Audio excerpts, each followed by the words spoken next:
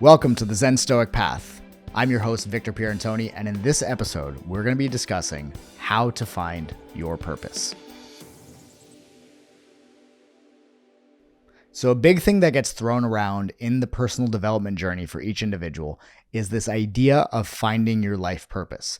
Now, a lot of people, especially when they're getting into personal growth and self-development, are really and truly looking for this sense of purpose because essentially what they're asking for is for whatever it is that they're doing to feel valuable, to feel like it is a good use of their time, and to feel like they are creating something that is meaningful to themselves.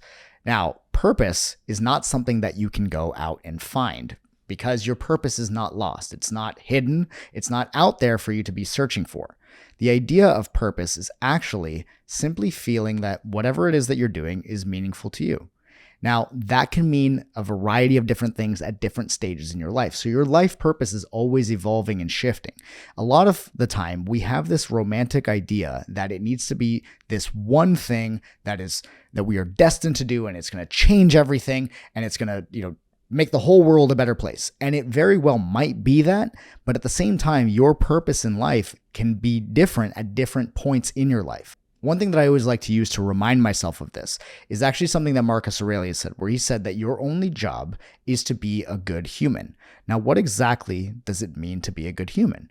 What it means is to align with your human nature. So as a human being, we are social animals, that we are made to be together, that we thrive as groups. We thrive as being able to cooperate and to use tools together in order to create a better reality for ourselves. So when it comes to purpose, I like to go back to this very fundamental thing that Marcus Aurelius said, which is to be a good human. The reason being is because if you're just being a good human, you're being helpful, then you are being useful to those around you. Now, it doesn't really stop there because we don't want to make our lives simply about being useful and helpful to others. But if we're in doubt, one of the things that will get us out of our heads, get us out of our shells, and actually give us a sense of purpose is helping others. If we don't know exactly what it is that we want to do in that moment, a nice default is to actually go and help someone else who is in need, help someone else who is maybe doing something that you believe in. So this could be a good place to start. And typically the way that people normally approach this is through their careers, right? They'll go and they'll do something that they have some interest in. They'll go and do something that maybe they feel is important in the world. And so this is one way to get into a sense of purpose. But we want to remember that if we start to be seduced by this idea of finding your purpose, or that we need to discover our purpose, or go and look under a rock and find it, as Mark Manson said in his video on finding purpose, then we're going to ultimately get lost, and we're going to consistently be measuring the reality against this idea of our idealized purpose, or this thing that is just perfect and it's going to fix all of our problems in life. So what we want to think about here is that purpose, again, is something that changes moment to moment through the different stages of your life. So when you were a baby, your purpose was to eat, sleep, and be cute. That's it. That's all you had to do. However, as you get older and then you go to school, maybe you're in kindergarten, and now your purpose is to find friends and have fun, right? That's all the purpose is. And it's not much more complicated than that. But then again, as we get older, right, in high school, everybody starts to play the popularity game. And then your purpose becomes to have the most status and to be really cool and to be accepted by the groups of people that you resonate with.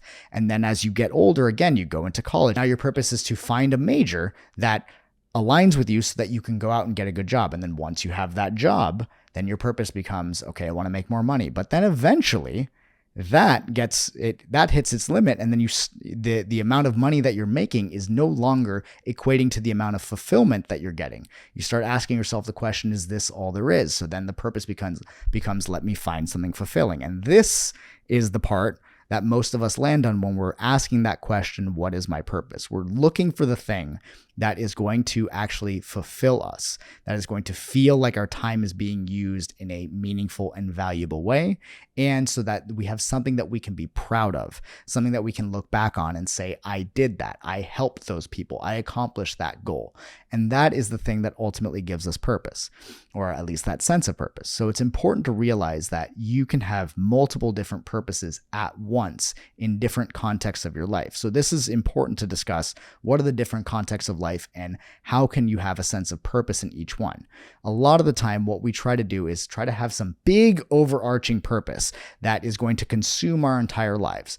And that might sound like an awesome thing in a movie. That might sound like an awesome thing when you are following your favorite influencer. But the reality is that human beings, we have complex lives and we have different containers or categories of life that are all important to us in their own way. So here are the categories of life, or the different contexts of life in which we operate in. And each one of these can have their own sense of purpose. So the 6 categories of our lives in which we could have purpose in, or different purposes in, are the following. The first one being career. Now, this is the most common one, at least that we think of in North America, as the thing that is going to give us a sense of purpose, right? A lot of the time we orient it around our career or our success. Now, that's one category, but this is the one that most of us get hung up on, right? We want that job that is going to fulfill us and make us happy every single day. We want to start that business that allows us to feel free, that allows us to make the money that we want. So career is one category. The next category is our intimate relationship. So this is the relationship that we have with a significant other, and this has its own sense of purpose. Then we have our family and friends, or our interpersonal relationships. So this is an entirely different category in which our purpose there is vastly different than probably what it is in career for most people. The next one would be our health and fitness. So there is a different purpose in this category of life.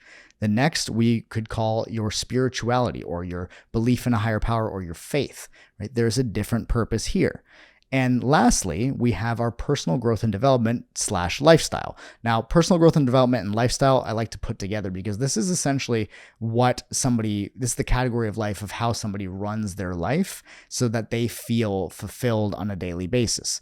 Now, all of these different categories can have different purposes, or sometimes you can have a purpose that is cross-contextual through all of them, or that serves all of them. Ideally, when we're looking for purpose, or we want to understand what that is for us, it's important that it's cross-contextual. Now, it's not always going to be that way, but a lot of the time you want your purpose in career to support your purpose in other categories, or your purpose in health to support your purpose in other categories.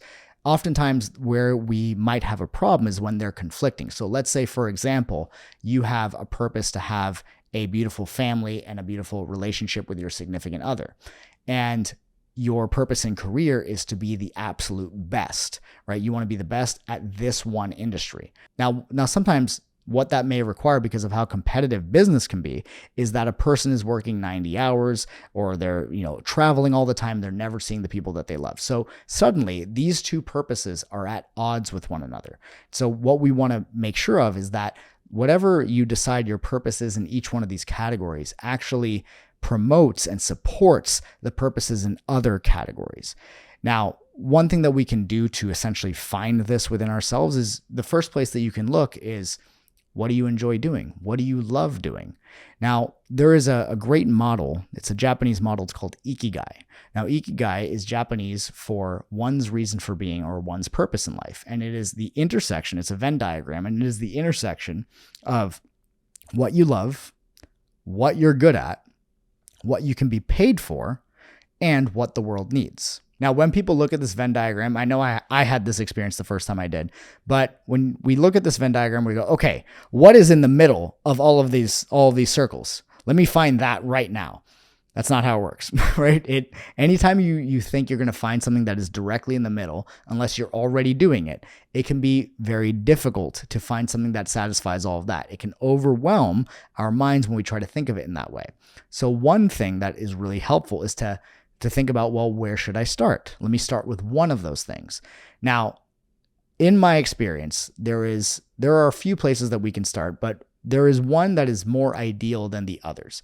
Now, if we start, let's say we're career oriented and we start with what can I get paid for, then the problem with what can I get paid for is that you might go for the job that makes you the most money, or that has the most opportunity for growth, but it might not be something that is actually satisfying to you. It might not be something that you go home every night and think to yourself, I did something good. I did something meaningful for myself. So that might not be the best place to start, right? And sometimes you can choose that and it can end up being something that you love, but that's a different story. The other thing is, some people might ask, well, what does the world need?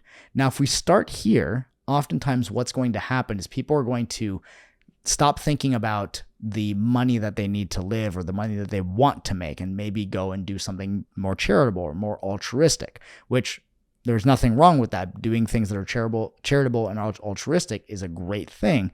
And if we start there, that can also become overwhelming, because what we start to do is we start to hyperfixate on all of the problems of the world. So we actually end up creating a different perspective of the world that's not so positive. Instead, we're creating a negative perspective because we're actually looking for problems. We're looking for who's disenfranchised, or we're looking for who's being oppressed, and thinking to ourselves, okay, like I need to help them and drop everything.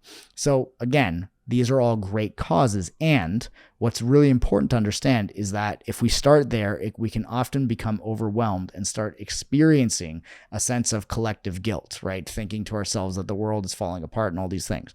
So that's something that can happen if we look at that, because there's 8 billion people in this world.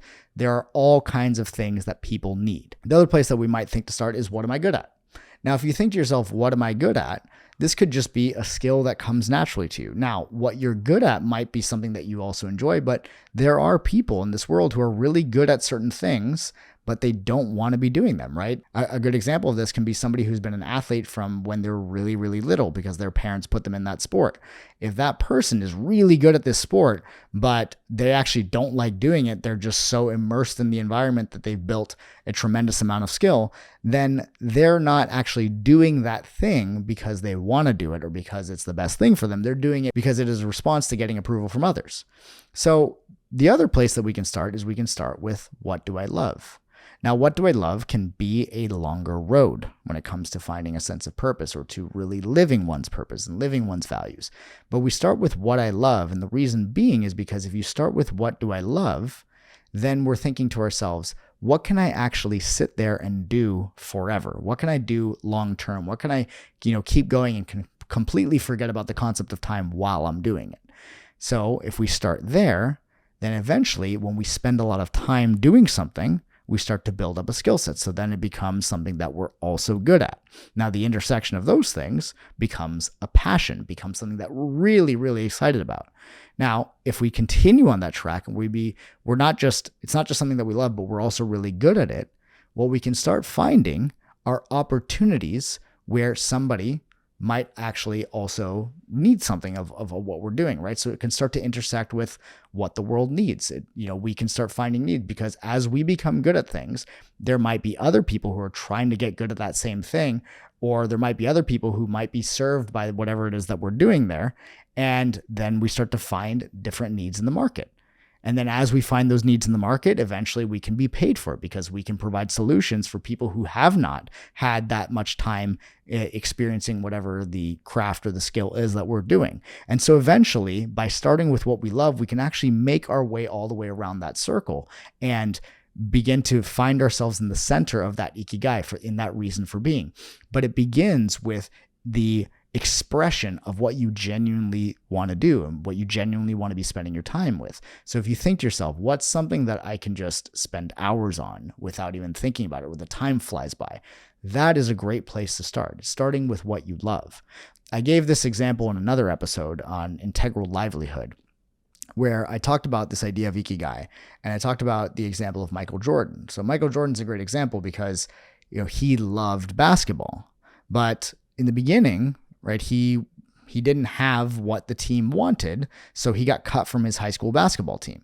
But he still loved it, so he played and played and played and got better and better, and eventually he was good enough to be on that team, so he went on that team, and then he continued getting better. And as he got better and better, right, there were schools out there, universities out there, and different scouts and looking for what he had, right? So it was a need that was out there. So they wanted him to play on their team. So then he got these opportunities. And then eventually he got so good and he was fulfilling these needs of winning all these games and leading teams to victory that he got signed as a professional basketball player. And then he was making money. So eventually he's doing all of these things. And Michael Jordan wasn't just a basketball player, right? This man was an icon. He was a symbol of hope and inspiration and leadership for so many people. And what he did was so much more than basketball, but it is because he started with what he loved. So when you think about this idea of Ikigai and finding one's reason for being or finding one's purpose, a lot of the time the answer begins with you doing what you love and spending time on what you love. And then again, getting curious about that. How can I get better at this? Is there anyone else who's trying to get good at this? How can I help them? And then again, you can open up an income stream if you're orienting that purpose around career. So the idea when it comes to purpose is, what do I love? What do I feel satisfied with or fulfilled with when I've spent my time doing it? And how can I do more of that thing? And as you do more of that thing, then you can start asking the questions like, how can I get even better at this thing? Is there a market for whatever it is that I'm doing? And eventually you're able to find what it is that you're looking for. The other way that we can find purpose is when we think about the greatest pains in our life, right? The voids in our life. There's something that John D. Martini would say where he said, your voids become your values. So like the greatest pains that we experience in our life end up becoming the things that we value and the things that we want to do, right? So when we have a deep sense of purpose for the work that we're doing, as an example, this is something that can come up. So for myself, one of the reasons why I do what I do is because of the death of my mother when I was 7 years old, right? That moment where essentially my world shattered and I was essentially a prisoner of my own mind with all these victim stories and all these unprocessed emotions and things that I carried with myself for so many years, it made me think to myself, how can I get rid of all this? How can I set myself free? How can I create a sense of personal freedom with myself so that all these emotions and all these thoughts are no longer plaguing me? So I don't feel like a victim or I don't feel like a prisoner of my own mind. And ultimately that led to me wanting to essentially change the way that I looked at myself. And as I changed the way that I looked at myself, I was able to start helping others change the way that they viewed themselves. And then as I did that more and more and more, I started to find the craft of coaching. And I realized that that was a thing. And then I started to pursue it more and more and get as good as I possibly could at it. And for the first 2 years of my coaching career, I coached for free. I coached anybody who would listen to me, anybody who needed help. I would just go and do it because I loved it so much. And that allowed me to build a skill set to the point where then I could get paid for it. And then as I got paid for that, then I started to find different needs in the market. And as I was going through this entire thing with coaching, I realized that a lot of coaching out there is, while very effective for certain things, can also be very surface level. And so I started to find this need, this thing that the world needed. And I discovered this idea of emotional debt. And emotional debt is essentially the accumulation of all of your unprocessed past negative emotions, your limiting beliefs about yourself, your inner conflicts, your incongruent values that you hold within yourself. In other words, everything that is getting in your way today that is of the past, right? So if you think to yourself, if fear has ever gotten in the way of an opportunity in your present moment, or if anger has ever ruined a relationship in the present and the anger was something from the past that you haven't yet let go of, right? Or if you think to yourself, if you've ever procrastinated, or if you have sadness or guilt from the past that's not allowing you to be fully who you are, these are all signs of emotional debt. And so I found this need through the pursuit of what I loved. And as I did, I realized that there was a way of actually getting rid of this emotional debt. And I started learning and developing a skill set and developing a system that actually helps people to do so. And so I'm actually doing this event at the end of the summer. It's called the Quantum Liberation Experience. And it is an event where we will essentially help everybody who's there, all the participants, release all of their emotional debt, release their unprocessed negative emotions, their limiting decisions, their internal conflicts where they feel like one part of them is pulling one way and one part of them is pulling the other. And it makes it really difficult to make decisions. We're releasing all of that and creating this experience for people to have healing that is quick, that's effective, and that is actually lasting. And this is all something that I was able to find through that process of following what I loved. So if you're thinking about like, what is my purpose? Think about, what do I love? Think about what are my pains in the past? What are the things that I still feel emotions about that I can alchemize into something meaningful and constructive? So if you resonate with this and you want to come to this event, or you're interested in finding out more, DM me the word liberation on Instagram at victor.zenstoic. So ultimately, this is how I would suggest finding purpose. Thinking to yourself, what do I love? What can I spend endless time doing without getting tired of it and still feeling totally fulfilled? You can also think about, what are some pains in my life, some things that are unresolved that I could create something for and resolve them for others. So naturally, when you start to think about these things, when you start to think about what you love and when you start to think about how do I resolve a pain that is in my own life, how do I scratch my own itch essentially, then the next step from that is being able to put that into a container of goals. Now, as you start to ask yourself those questions, the next step to actually moving through and creating progress and development in that sense of purpose, in that thing that is pulling to you, the next thing would be to actually start setting some goals around it. And in the next episode, we're going to be talking about the Dream the Path goal setting framework. Now, this is a goal setting framework that doesn't just help you achieve your goals, but it allows you to create goals that will create a sense of liberation and freedom within you. The reason being is because they actually dive into your deepest desires and help you uncover all of your limitations as you go through the process of doing those goals. So in the next episode, we're going to be going through the Dream the Path goal setting framework. This is something that I teach to all of my students, all of the coaches that I train and certify. I teach them this framework to use it with their clients because it is one that is fully comprehensive and allows you to have total clarity on exactly what it is that you need to do, connects you with that sense of purpose, and then shows you the roadmap to get there. So I look forward to seeing you on the next episode.